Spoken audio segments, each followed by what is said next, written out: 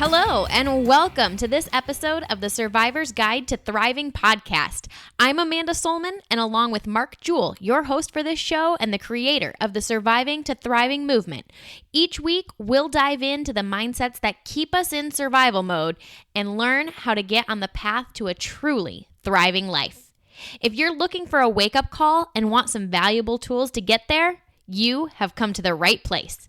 After all, survival is dead. It's your time to thrive today. Now, let's head over to the show. Welcome back to another episode of the Survivor's Guide to Thriving podcast. I am your host, Amanda Solman, and this week I am actually joined by a member of our team that you have not yet heard from, and that is Wade Johannes. Wade, welcome to the show for the first time. Thanks, Amanda. I'm not sure why we put this off for so long, but I'm really looking forward to this. Good deal. Well, I am looking forward to tapping into your expertise for sure. But before we get there, how about I just have you go ahead and tell us a little bit about yourself. Let people get to know you. Sure. So I grew up at Columbus, Nebraska, and I started out farming and feeding cattle with my family. And after a few years, kind of came to the realization that the family was suffering as a result of working together, and so took the opportunity to leave in 2005. Definitely the best decision that I ever made. Probably the most difficult decision I ever made, but definitely putting family ahead of business was the right solution, at least in this case. So had the opportunity to work for Cargill as a farm marketer between 2005 and 2009. It felt, even though it was just 3.5 years, Amanda, it felt like it was about 10. And the market was extremely volatile at that time, went through just a whipsaw up and down. And through that, I learned a tremendous amount, just learning from my farmers, actually, the ones that came out, just with a clear head, and they knew exactly what their game plan was, and just executed on it. And they didn't go through all the emotional ups and downs that everybody else was. And so I took what I learned from them and applied it in a different setting. I worked for a local cooperative here in Northeast Nebraska, Central Valley Ag. It's much smaller then than it is today, but had the opportunity to lead the Pro Edge grain team there for about 5 years. And we were really focused on building long-term relationships and earning business through those relationships. And that model was recognized throughout the organization as something that they wanted in other areas. So I was asked to serve as vice president of sales, and which was over agronomy, grain, and feed, and had a real excitement about what that was going to look like. And about 6 weeks later, they announced that they were going to merge. So then everything that I thought I knew started to change. So I served as VP of agronomy sales for a couple of years, and I've been with Mark Jewell since July of 2016, so almost 2 years now. Excellent. And Wade, you are responsible for new business development here, as well as coaching. And so I know a lot of folks, when they first come to work with Mark Jewell Speaking and Training, you're their first interaction from the new relationships, which I know you do a great job at. But for today, we're actually going to lean more on the coaching that you do here as part of your role.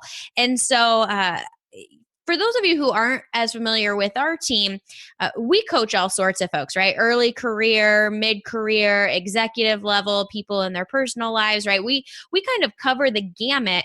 But I would say that across the board, there are definitely certain audiences that each of us kind of gravitate towards. I work with a lot of early career folks.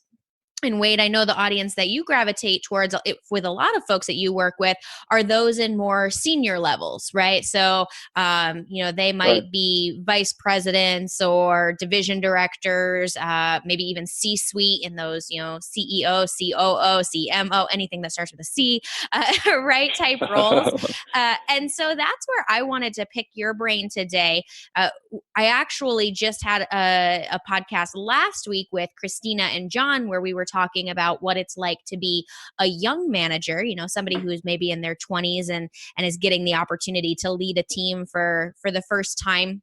But I want to take it from a little different angle in the conversation with you this week and talking more about those people at higher levels of leadership and what goes into those folks taking care of themselves and really optimizing their growth and their leadership capabilities. So, kind of to lead us in, I'm curious, what is it about senior leaders that you really enjoy working with in coaching? And I know you also do some strategic facilitation and things like that with these people. Yeah, so I guess, first and just to start things off, I've been there. So I've been in their chair, whether it's agronomy or grain or sales or marketing, I've been in their seat. And so I understand what it is that they're going through. So I relate very well with them just because of that commonality. But, I do have self-improvement as a strength. So I'm always looking to get better. And I know on the MJST team, everybody likes to joke about how I like to collaborate. But I really enjoy learning from other people and seeing, okay, what's working here and what can we take away from this and what can we apply on a bigger scope. And so I enjoy the complexity of it. I enjoy the variety of it. And what we do impacts a lot bigger audience in terms of how we lead our team, how we lead our organizations, how we serve our customers and our patrons. Yeah, I think the critical piece in there that I know we've had internal discussions about, there's value to coaching at all levels of your career, and I think most of the people who have worked with us would recognize that. But I also think there's no question that as you move up the ladder in any given organization, your ability to influence, the net of influence gets cast much, much wider. So, Right. if you're a division director or you're a CEO, you're going to be able to influence a lot more people than maybe if you were, just a territory sales manager or a grain buyer or something like that, that might be, a little more closer down to the day-to-day action. And so to me, that's what makes making sure that those folks at the top, making sure that they're operating at their best so important, is because there's so many more people who are impacted if they are burnt out or if they are stressed out or if they are having a challenging time making decisions or things like that, right? The Right. impact of those stresses is so much greater. So I think that Right. that kind of segues into my second question, which is, as you are working with senior leaders, obviously across the board in our work, we talk about this difference between surviving and thriving, right? And that, we all have the Right. ability to kind of get into survival mode. But as you work with folks at those higher levels of organizations, are there certain areas where you find them especially falling into survival mode? That might show up for multiple people, regardless of the organization or the industry? Yeah, great question, Amanda. So eh, first we need to start with, who is this person and why are they in this role? And it's oftentimes because they were a high achiever at the previous level. And so um, oftentimes we promote the best salesperson to be the sales manager. And that's something that, here at MJST, we talk through with the people making the decision, because that's not always the right answer. And yes, we oftentimes want that next rung on the ladder, but we need to look at the job description and what we're going to be doing on a day-to-day basis and figure out, is this really what I want? Or is this more about the title or, the promotion? And if we're honest with ourselves, as we ask our clients to be, oftentimes we're chasing the wrong thing. And so is there another right answer where we can utilize our strengths and have more fun doing what we do best?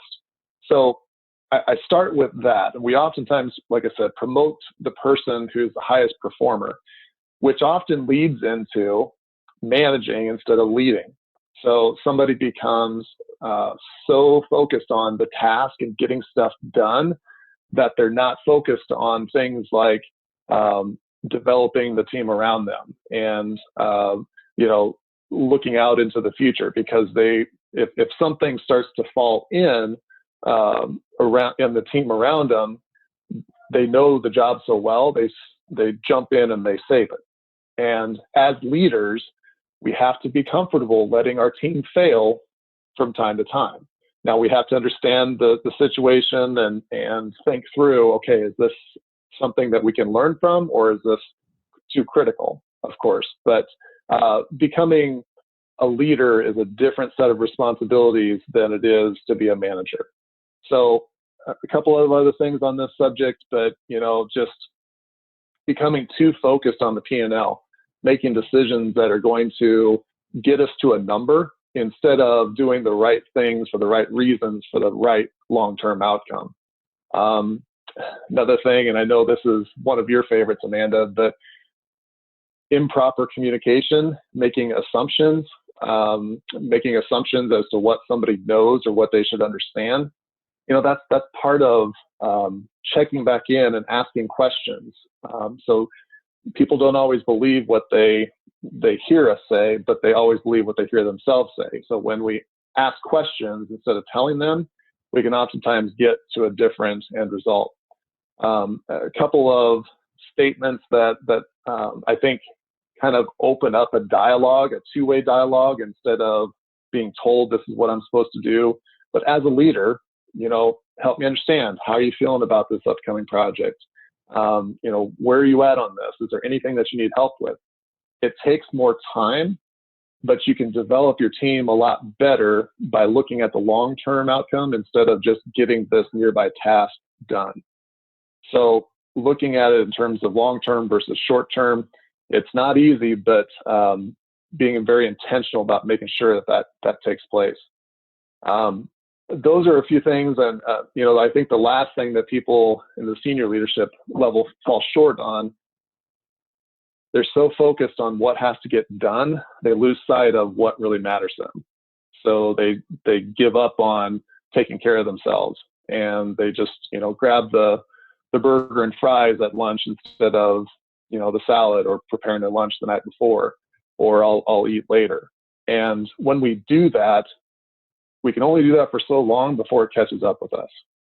And that's something that I know we talk about at MJST, but the king eats first, the queen eats first. And when you take care of yourself, you're further strengthened so you can take care of more people in other areas.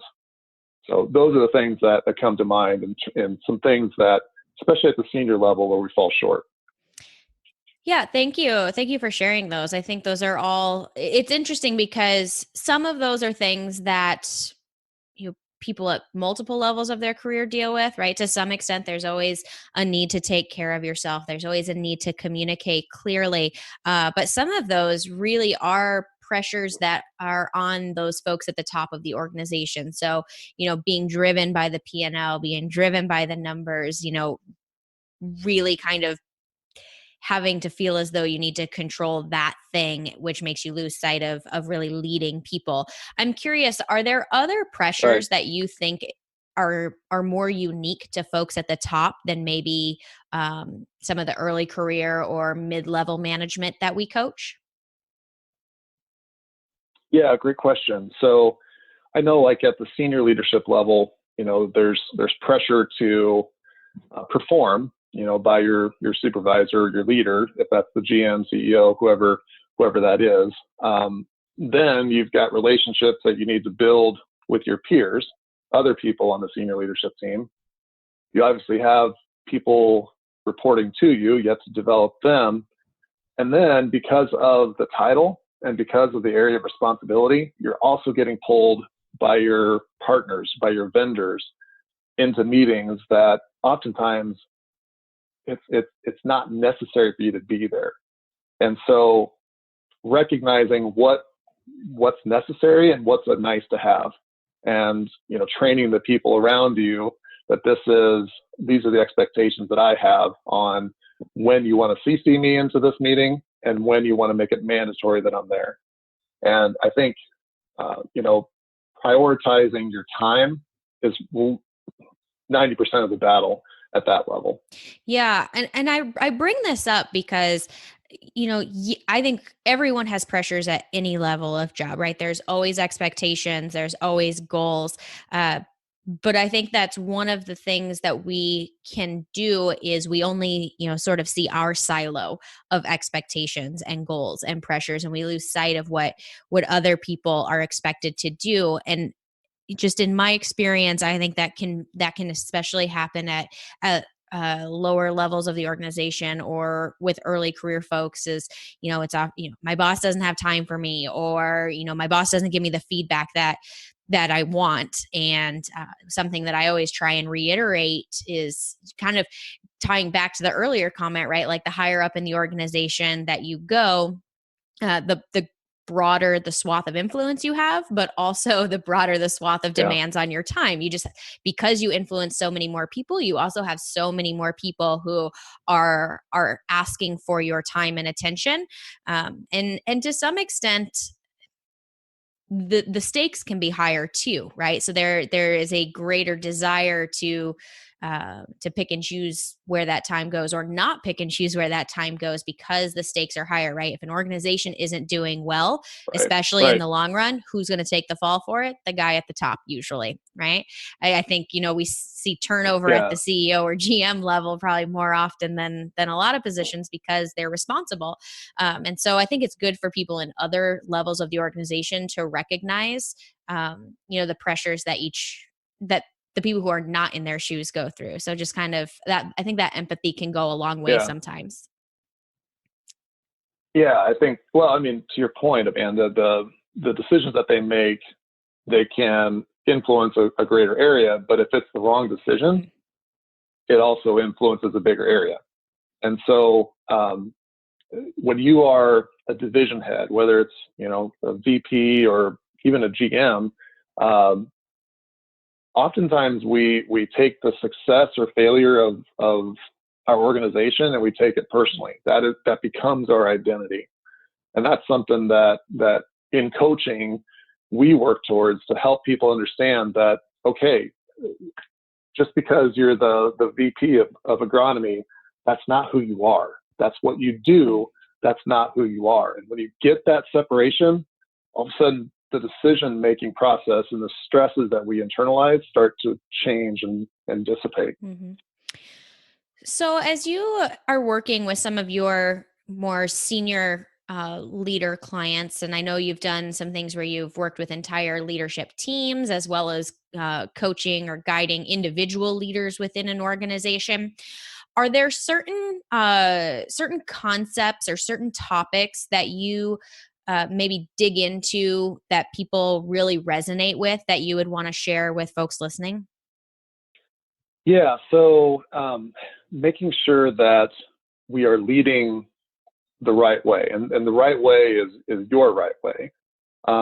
Oftentimes, well, I like to say that we judge ourselves by our intentions and we judge others by their actions. And when you think about that, I know I wanted to do that, but I got busy. But if somebody else didn't do that, we'd be upset that they didn't do that. And so having, one coaching topic that I do with all of my clients is around the subject of integrity. And it's a subject that I know when I was growing up, I was expected to understand it, but we never talked about that. And so we have an approach to that subject that um, anybody can connect with and have a greater understanding that essentially being recognized as a leader with integrity comes with the day-to-day actions and the decisions that you make on a daily basis over a long period of time. And so something as simple as, I'll call you back. If we don't, in a small way, we lose a little bit of our integrity with maybe not with that other person, but with ourselves. And so when you start to really dissect and pull away and tease away the parts of what it takes to build up that high character, high integrity leader, it starts with the simplest of things. And when you bring focus to that, what we find is people are more careful with their words. They reestablish what expectations are. So, Amanda, I can't get that to you by noon. I can have that to you by the end of the day. Is that acceptable? And the last thing is we tighten up our language in terms of things like exaggerating And I like to personalize this as a way to connect with people of all levels. But, I've got a young family, 4 kids under 12. And so after about the 6th time of telling them it's time to go to bed, in the past, maybe I'd say something silly like, I'll fly you to the moon if you don't go to bed. Well, they know I don't mean that. I know I don't mean that. But in a small way, when I make that exaggeration, I'm out of alignment with who I want to be. And I use that example because it's something we've all felt that, whether it's with pets or kids or family members. But when you think about what it means to have integrity with yourself, all of a sudden that increased awareness, we execute at a much higher level. One of the other topics that I have heard you talk about a lot, and that I think is especially relevant at the senior level management type group, is the idea of leading through change. I know you shared that with us recently, and it's not necessarily a topic that I go through with my early career folks, just because they're not necessarily always at that level to be in a real influential leadership position, at least not yet. And so I'm curious if you can kind of give me the Cliff's Notes of that idea, because I think it's one that that many senior managers will probably have to deal with at some point in time. If you look, obviously we work a lot in agriculture, and I think the number of mergers and acquisitions and, selling the business or downsizing or growing, or, like, things are constantly changing. And it would seem to me that it can be very difficult to be in the position of a senior leader during those ebbs and flows of what's going on. I know, some companies I've worked with in the past that were going through things like mergers and acquisitions.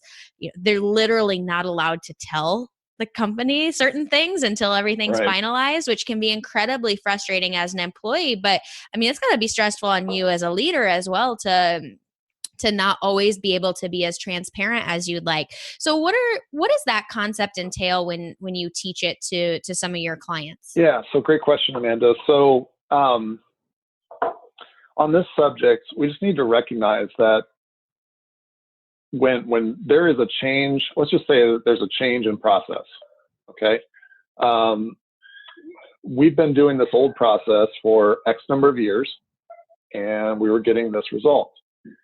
And why are we making this change in this process? It's because we want a better result, more efficient, more whatever, save some money, save some time, but it's going to be better. But in between where we were and where we want to go, there's a big dip. And so it's important for people to recognize that when there is change, it takes more time, it takes more focus, it takes more energy. And how are people feeling? They're feeling frustrated. They're feeling angry or upset or bitter or judgmental about, why are we doing this? Okay. But you have to go through the dip to get to the other side. And so regardless of whether you are leading an organization or on the front line, I think it's important for everybody to understand that it's normal to feel that way. And when you think about, I've had the opportunity to see change at multiple levels within organizations. And it feels like, if I'm a frontline employee and I hear that, we're going to merge, okay? And this is the first I've heard of this. They oftentimes, and I've been there, we don't recognize how much time, how many meetings, how much communication, debate, discussion went on leading up to that announcement. Oftentimes it's 6 months, 12 months, year and a half in advance. And now we just get this announcement. And from my viewpoint, this is just made today.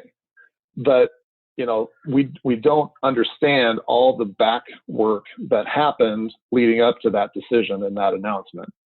And then from the leadership level, we need to take time to connect with where are they at in this process? Where's the frontline people? And everybody goes through that dip that I was talking about. Everybody goes through at different rates of speed. So as a senior leader, we might be thinking, all right, we made the announcement. Now it's full speed ahead. And everybody at the front line is still looking at the dip that's ahead of them saying, I'm not sure if I want to go. And so I don't know if this is, actually, I'm just going to throw out a swag of numbers. There's nothing scientific about this, Amanda. So if you have to edit this out, that's your call. But essentially, there's probably about 25% of people who are going to be the front runners, and they're going to lead the change. They're going to be, this is the direction we're going. Come on, everybody, let's go. There's probably going to be about half the group, or 50%, that's going to be sitting there and saying, okay, do we go? Do we stay? And they're looking to see which way do we go. That's the tipping point. Then you're probably going to have up to 25% of your group that's going to resist change. And they're just hoping, they're just waiting for it to fail, or waiting for us to go back to the old ways. And so understanding that everybody's at a different place going through that dip, and connecting with them, asking them questions, taking time to ask for feedback. So this announcement was made, just curious, how do you feel about it? And when we ask for feedback, it doesn't mean that we act on everything that we get told, but we get to connect with where they're at in the process of going through the change. And oftentimes, people just need to be heard. When I feel like I've been heard, I'm going to be a lot more likely to follow you through that wall. But as leaders, because there's so much stuff going on at that senior leadership level, oftentimes we don't take time to ask for feedback, or we tell ourselves that we just don't have time, which if you really had to do it, you could find time to make it happen. It's just we have to be intentional about creating that space to get that feedback and be sincere about receiving it. Yeah, absolutely. So you shared a couple of examples, this idea of leading with integrity, this idea of leading through change that I think are pretty unique experiences to those who are higher up in an organization.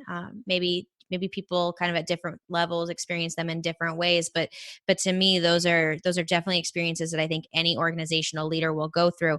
And I'm curious, as you've worked with different leaders, as you in your own personal experience, I have opinions from my experience as someone more in the middle of an organization, but what do you think are some of the things that make the really successful organizational leaders different from those that really struggle or end up moving out of that role eventually?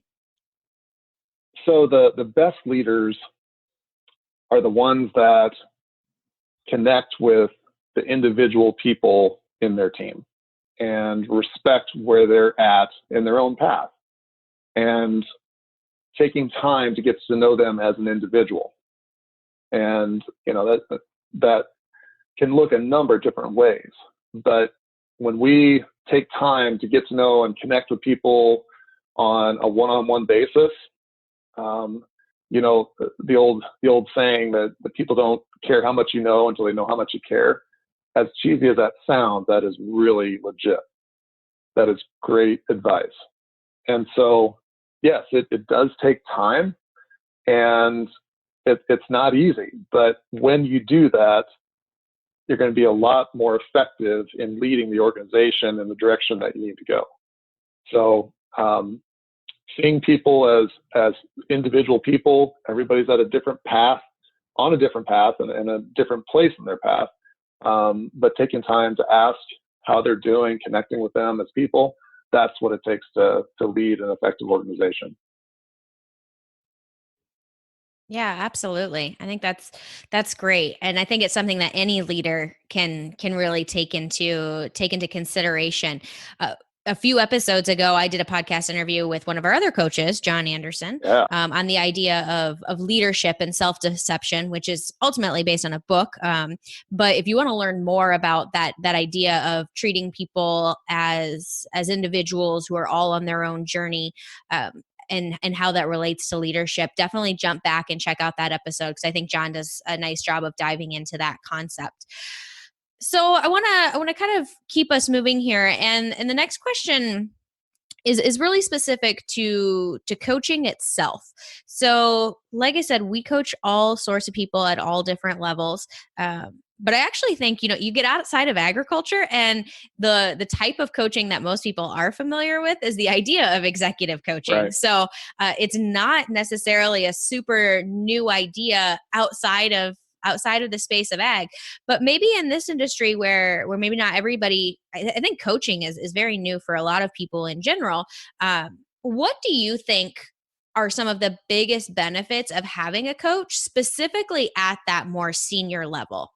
Yeah, great question. So I want to start with why people don't consider coaching. And I think a lot of that is they think of coaching as counseling, as fixing what's wrong, or I'm broken, so I need a coach.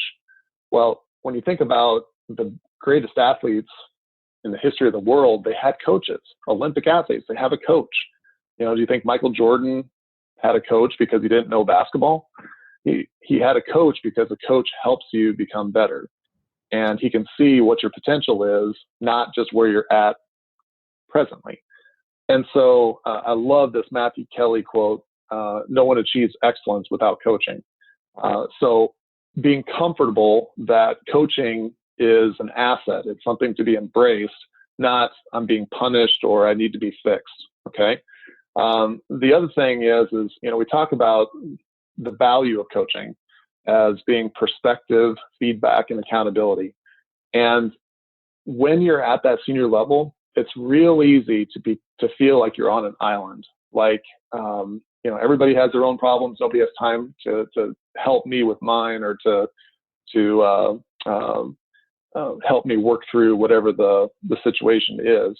And so having a third party perspective, you look at the situation with a clear set of eyes, and you can identify things that maybe, I can't see the forest through the trees type of mentality. I'm too close to the situation. So that third party perspective is even more valuable because of the size of the decisions that you're making. The second piece of that is feedback. And when you think of the best coaches of all time, they didn't tell you what you wanted to hear always. They tell you what you need to hear. And so feedback is constructive, but, hey, do you recognize the fact that you're saying one thing and modeling another? And so sometimes that feedback hurts, but being open to that and understanding that this coach is here to make you get better, not to criticize or judge. And then the third thing is accountability. And I see this especially at the GM, CEO level. I'm not thinking of anyone in particular, but just simply when I get to that level, yes, I have a board of directors or owners that I'm ultimately responsible for. But if I say I'm going to do something and I don't follow through on a day-to-day basis, who's there to hold me accountable to it? And, how I show up here is likely how I show up there. And so that accountability is even more significant when you get to the top of the pyramid and, you feel like you're on an island or I'm the only one going through this. No one is there to understand. So having that outlet is even more critical when you get to that level.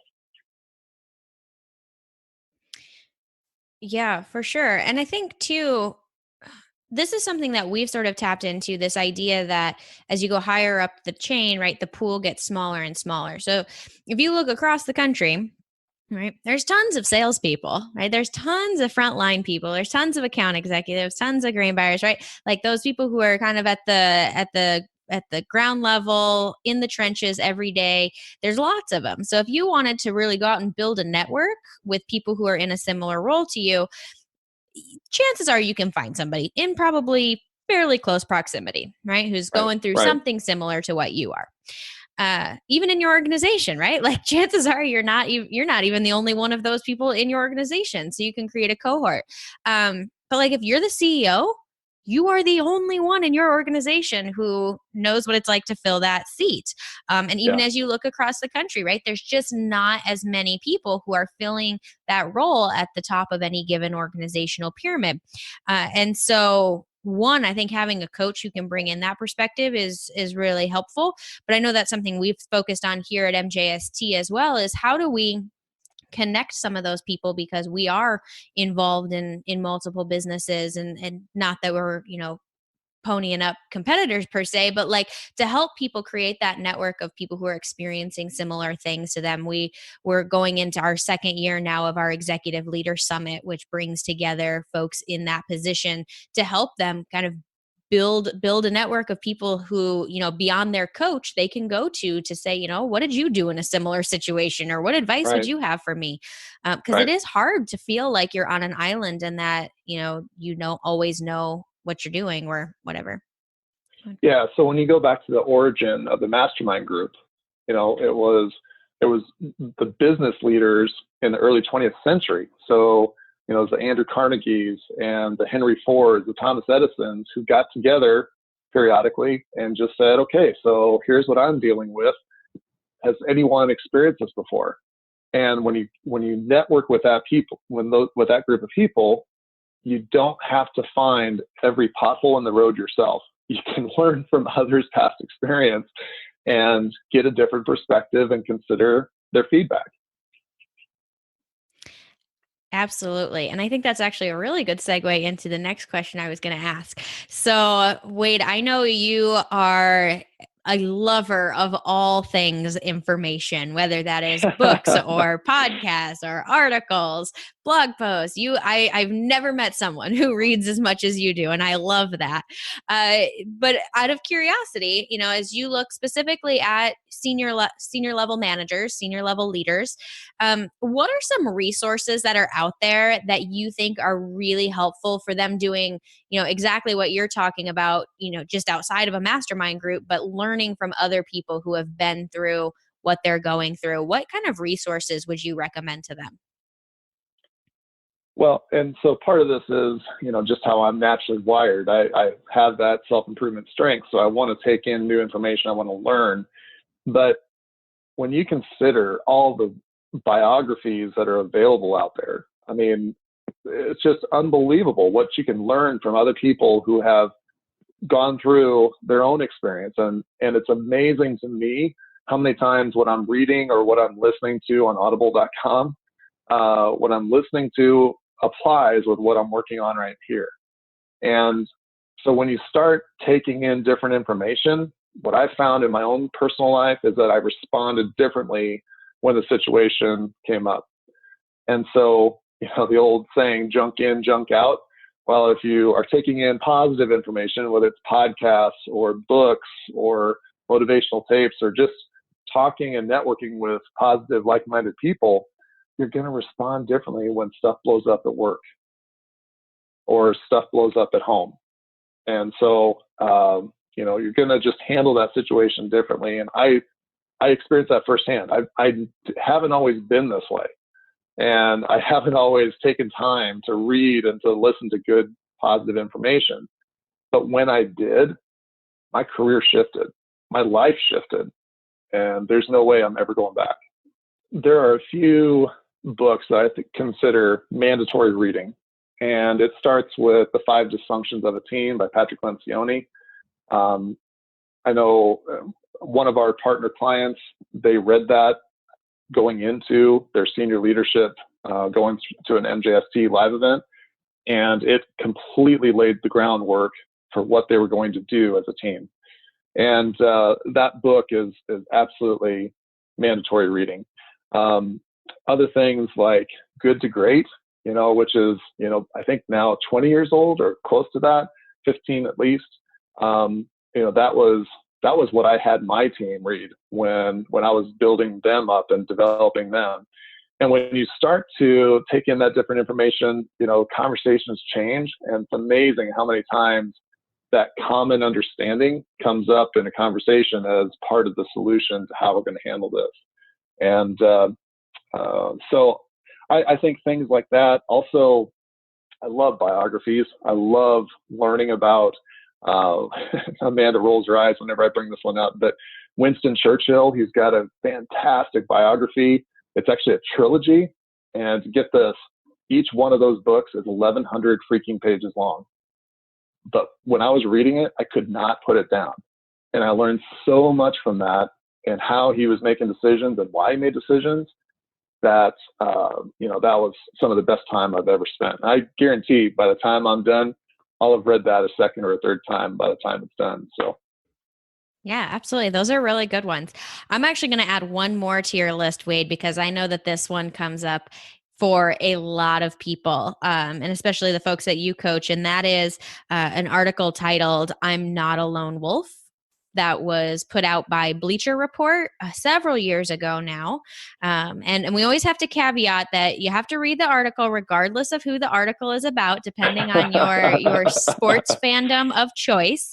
But I know it's an article about Urban Meyer and the differences in his approach to coaching when he was at Florida versus now at Ohio State, and how as a leader he really learned the importance of taking care of himself and priorities and that sort of thing. And I just think it's an excellent resource for leaders to look at, because I think it's another place where we potentially get into survival mode as leaders is the higher up in the food chain we go, uh, the less and less we take care of ourselves, because there are so many people who are dependent on us and dependent on the decisions that we're making.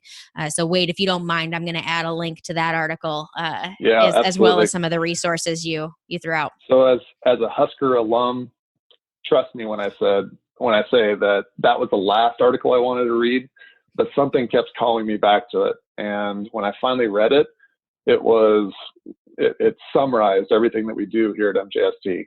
And the reason it connects with so many people, especially at the senior leadership level, is because his internal monologue it's the same stuff that we tell ourselves as leaders.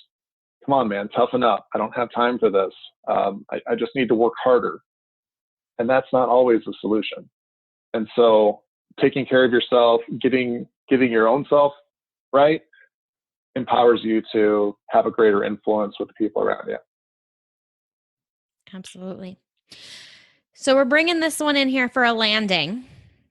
And so I've got one more question, and then I'll let you add any lingering thoughts. But kind of looking across your experience, both as a coach and as a senior leader personally, what's just a couple of pieces of advice that you might give to someone who's in that role, who um, maybe is struggling or maybe is wondering how they can grow their capacity as a leader? What advice would you give them? Yeah. So the lowest hanging fruit for anyone, regardless of where they're at in the organization, the lowest hanging fruit is to start a morning ritual. I know we talk about that on other podcasts and in coaching, but getting up early and taking care of yourself first, although we think we need more sleep, we think we need that rest, it's amazing how that shifts in terms of how you show up on that first call and or in that first meeting. So morning ritual, it's an absolute necessity. If you look at the greatest leaders in the world, 90% of them have a morning ritual. And it's because if I wait till the end of the day to go work out, guess what happens? My calendar caves in or something comes up or I don't feel like it. And next thing you know, I'm not doing it. So you have to do what's most important first. So that's when I work out. That's when I do things like journal and meditate and read. And when I do that first, man, the rest of the day, it's so much easier. Somebody said it's like adding a runway to your day. And this is a new vice president, but somebody that was just promoted into that position, he just started working on a morning ritual. And on his next coaching call, his biggest challenge was to try to figure out what to do with the extra hour of his day that he didn't know that he had. You don't hear that very often. So working on yourself, being intentional about that, there pays huge dividends. Excellent. So the morning ritual, that's excellent advice for anyone, but I agree, definitely a game changer at the leadership level. So Wade, with that, any other thoughts, any other advice, comments on the idea of coaching leaders? Yeah. So one thing that, it's been come up for me a lot here in the last few months, and that is, what is the culture that we're creating? So a culture starts at the top, and it can start, the division head, it can start, with the general manager. But being intentional about what it is that we want to create. I read something a couple of weeks ago, an organization does not drift into having a great culture. You have to create it. You have to fight for it. You have to make decisions based on it. And when you do, you'll find that some people align and some people don't. But when they realize that they don't align with what you want for your culture, it's time to let them go, and time to find more people who want what the culture is that you're trying to create. So I had an opportunity here a week ago to work with some, I'll call them mid-level leaders, people who are in their first management or leadership role. And I said flat out, work should be fun. And you would have thought I had just told them that the sky is green. I mean, they looked at me like I had three eyes. But as we started to talk about it, they realized, wow, gosh, it's just that's almost completely foreign. And but that doesn't happen. You have to create that. You have to do the little things on a daily basis to build that. And when you do, I think it's one of the most rewarding things that any organization can do. But it's not going to happen naturally. Build your culture on purpose. I love it. Excellent. Absolutely. Wade, thank you so much for joining me today, for talking about leadership and coaching and one of your favorite topics, self-improvement. I just appreciate you coming on and joining us for your first time. I hope we didn't scar you too bad so that we can ask you to come back. I can honestly say, Amanda, this was a lot of fun. I look forward to the next time. Thank you. Excellent, because you're already on the calendar for another episode, so I'm not really giving you a choice. Good to know. Very good. Yeah. So with that brings us to the end of this episode of the Survivor's Guide to Thriving. As always, you can jump over to markjeweltraining.com. That's Jewel with 2 L's to grab the show notes and a variety of other resources. And with that, survival is dead. It's your time to thrive. Let's go get it. Thanks for tuning in to the Survivor's Guide to Thriving podcast. You can find the show notes and links to all the resources mentioned in this episode by heading over to markjeweltraining.com/podcast. And if you feel so inclined, we'd love it if you could head over to iTunes and leave us a rating and review. That's what helps us move up in the charts so that more people can find us and start their surviving to thriving journey. See you next week.